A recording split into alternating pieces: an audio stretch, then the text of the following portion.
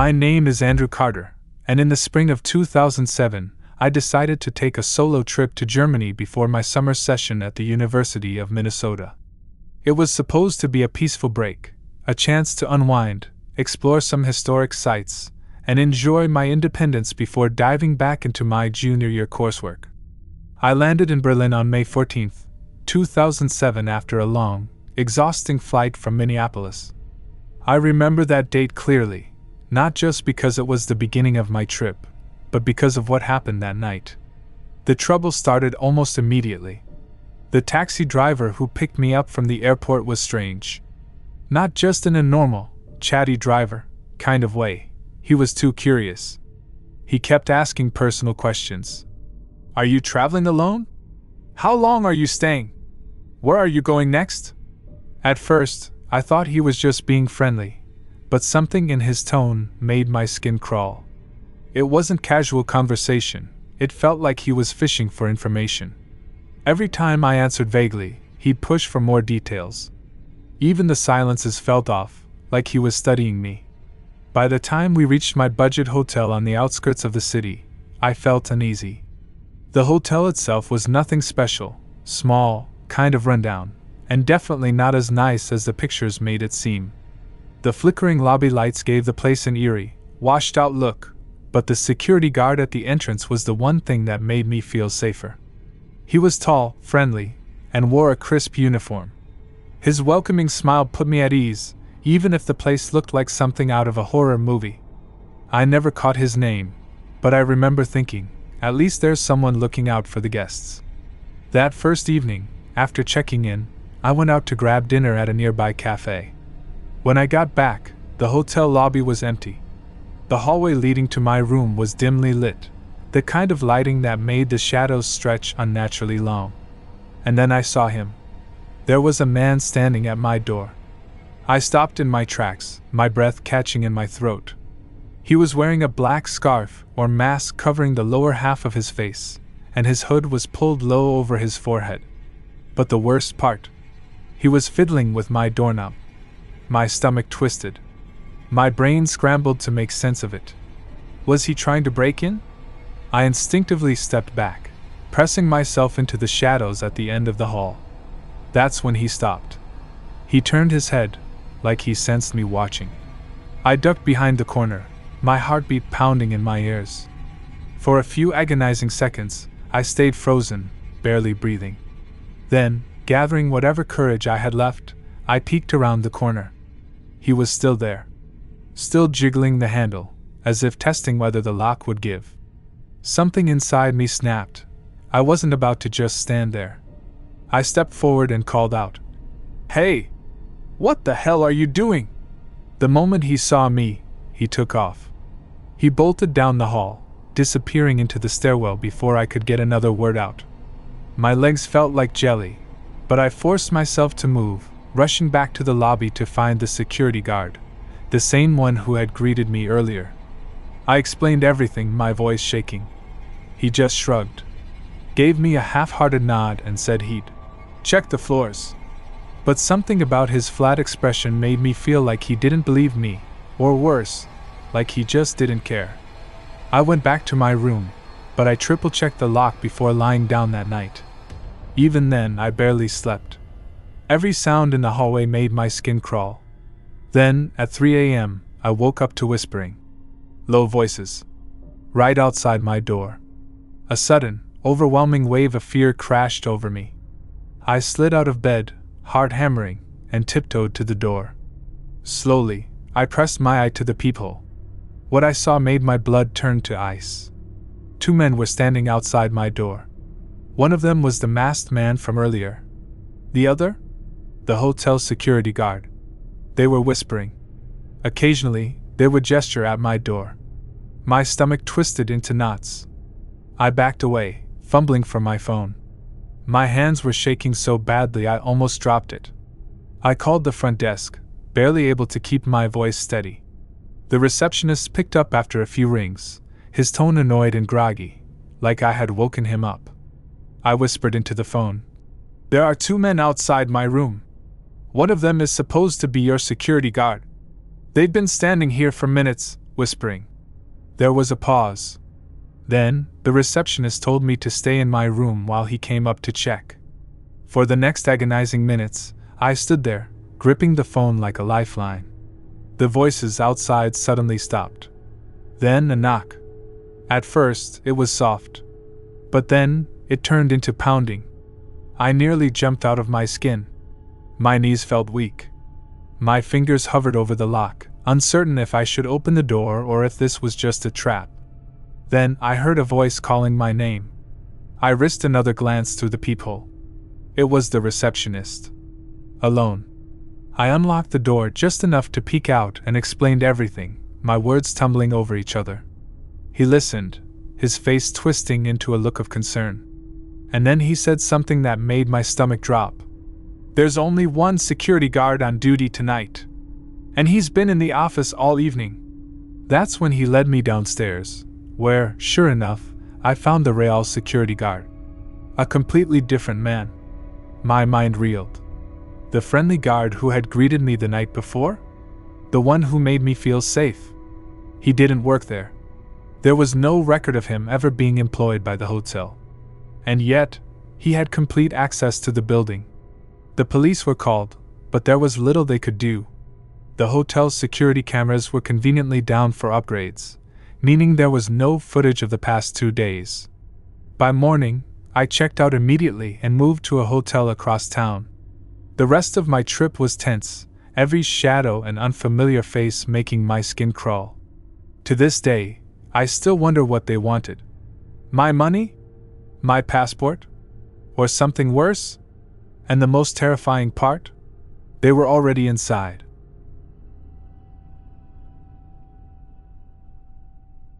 I live in a fairly quiet neighborhood in Portland, Oregon, and up until last year, I never really worried about crime in my area. But something happened in March 2023 that completely changed how I felt whenever I hear my doorbell ring. That Friday afternoon was just like any other. I work from home as a freelance graphic designer, so I was at my dining table, finishing up a project. The house was quiet except for the soft hum of my laptop. At around 2 p.m., the doorbell rang. I wasn't expecting a package, but these days, deliveries show up unannounced all the time. I got up and glanced through the glass panel on my front door. There was a man standing there, dressed like a delivery worker. He wore a gray uniform, had a handheld device in one hand, and held a medium-sized box in the other. Nothing about him seemed immediately suspicious, but something about the way he stood made me uneasy. Still, I opened the door. He greeted me with a friendly nod. Hey, I just need a quick photo for proof of delivery. It's a new policy. Just hold the box for a second while I snap a picture. I hesitated. It seemed a little strange, but it wasn't unheard of. Some companies do require photo proof, and his uniform and device made it look legitimate. So, without thinking too much, I stepped onto the porch, took the box, and stood there while he aimed his phone. That's when I noticed movement. Out of the corner of my eye, 2 men appeared from the side of my house. Before I could react, one of them grabbed my shoulder, while the other shoved me forward. I stumbled, my heart slamming against my ribs. A rush of panic shot through me, and I tried to yell, but the first man clamped a hand over my mouth. They pushed me through my own doorway. The moment we were inside, the fake delivery guy slammed the door shut. I struggled, trying to twist free, but their grip was iron tight.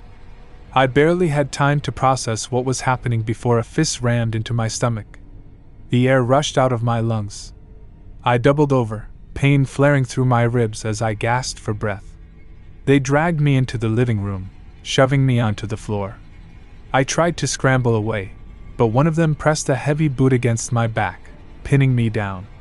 "Where's the money?" one of them demanded. My head was spinning. Money? I didn't keep cash at home, and even if I did, why did they assume I had anything worth stealing? One guy stood watch near the front window while the other 2 tore through my house. Drawers were pulled open, cushions flipped, cabinets rummaged through. I heard things crashing onto the floor as they ransacked my belongings. Adrenaline surged through me. I had to do something, anything.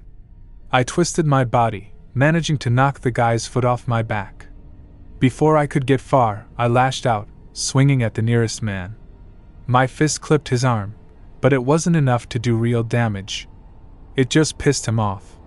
The next thing I knew, he punched me across the face. Pain exploded in my jaw, and I went sprawling into the coffee table. My vision blurred at the edges, and I tasted blood in my mouth. My ears were ringing, my body weak. I could barely move as they continued tearing apart my house. At some point, I must have lost consciousness, because when I opened my eyes, the room was silent. The only sound was the faint buzz of static from the TV, which had been knocked over. My head throbbed. My ribs ached with every breath. Everything hurt. I slowly pulled myself up, dizzy and disoriented. My house looked like a war zone, papers, furniture, and broken glass scattered everywhere. Then I remembered. My phone. I stumbled toward the kitchen, my hands shaking as I grabbed it from the counter. My fingers fumbled on the screen as I dialed 911. When the dispatcher answered, my voice broke. "I've been attacked," I gasped, still struggling to breathe. "3 men, they broke and I think they're gone." The operator's voice was calm but urgent. "Stay on the line. Officers are on their way. Are you injured?" I touched my face, my lip was split, my ribs screamed with pain, and my head was still foggy. "Yeah," I managed. Minutes later, flashing red and blue lights flooded my street. Officers moved quickly through the house, clearing each room. But the men were long gone. 2 officers helped me sit down, asking if I needed an ambulance. I nodded, still feeling lightheaded. Every breath was agony, and I was pretty sure something was fractured. Before heading to the hospital, I explained everything. The fake delivery guy. The 2 men hiding. The trap I had walked right into. Then one officer asked, "Do you have any security cameras?" I did.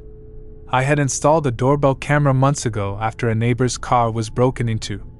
I never thought I'd need it for something like this. When they pulled up the footage, my stomach twisted. The video showed the fake delivery guy approaching my door, box in hand. Everything looked normal, until I stepped outside. Then, out of nowhere, the 2 other men appeared, rushing me. The camera caught it all. It didn't capture what happened inside, but it was enough. Over the next few days, I stayed with a friend while waiting for updates. The police eventually told me they had caught 3 suspects matching the description. One of them was still wearing the same jacket from the footage. They were confident they had the right guys. But when it came to my stolen belongings, my laptop, headphones, a small amount of cash, none of it was recovered. The police said items like that get fenced fast, sold off within hours, making them nearly impossible to trace. That left me with an even worse feeling. It wasn't just the loss of stuff, it was the violation. My personal belongings, my laptop with all my work, photos, and accounts, out there in someone else's hands. I changed all my passwords, locked down every account, and upgraded my security system. My doorbell camera is now connected to my phone, so I can see who's outside before I even consider opening the door. But the worst part? Even though the men were caught, I still flinch when my doorbell rings. I still see that fake delivery guy's smile in my mind. And I keep replaying that moment when I stepped onto the porch, wishing I had just said no, closed the door, and walked away. Because now I know how easily anyone can become a target. And once it happens, you can never really feel safe again.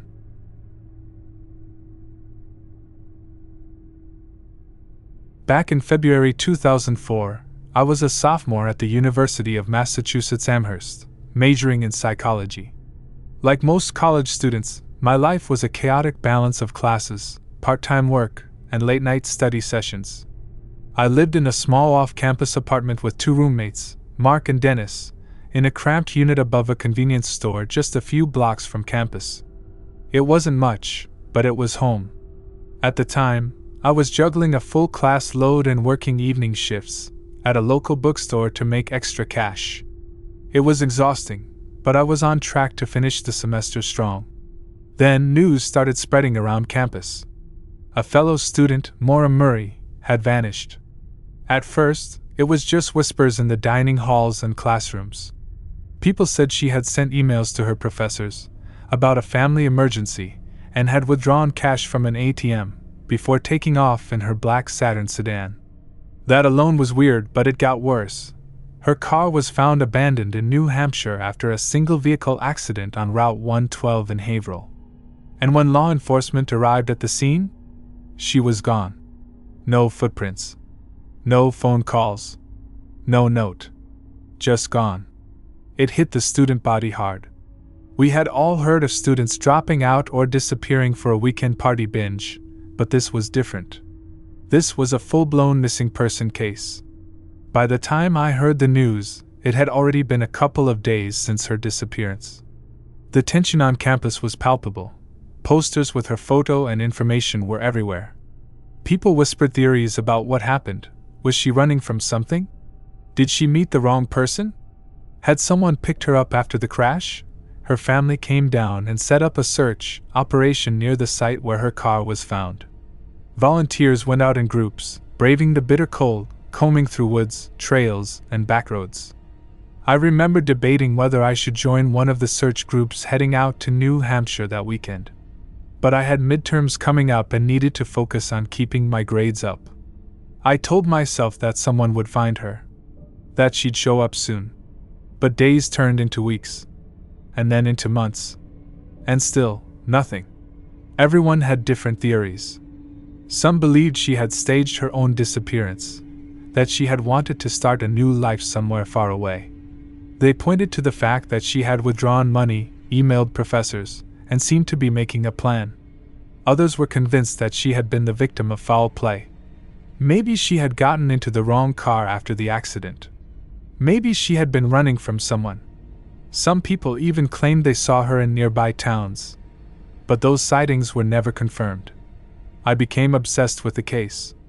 I spent nights at my desk, scrolling through news articles, forum discussions, and missing person updates. My roommates thought I was crazy, but I couldn't help it. There was something so unnerving about it. Someone I had seen walking around campus one week was just gone the next. And nobody knew why. Even in my psychology classes, the topic came up. One professor, Dr. Clean, talked about how collective fear and uncertainty could cause people to create elaborate theories in an attempt to make sense of the unknown. But this wasn't some psychological experiment. This was real. A real person. A real disappearance. I remember sitting in my apartment one night, staring at the glow of my laptop screen. When it hit me, she had been gone for nearly 3 months now. I closed my laptop and looked toward the window. The street outside was empty, save for the flickering streetlight casting eerie shadows along the pavement. For the first time since I'd moved off campus, I felt uneasy. Because the truth was, Maura could have been any of us. She had classes, friends, and a part-time job, just like me.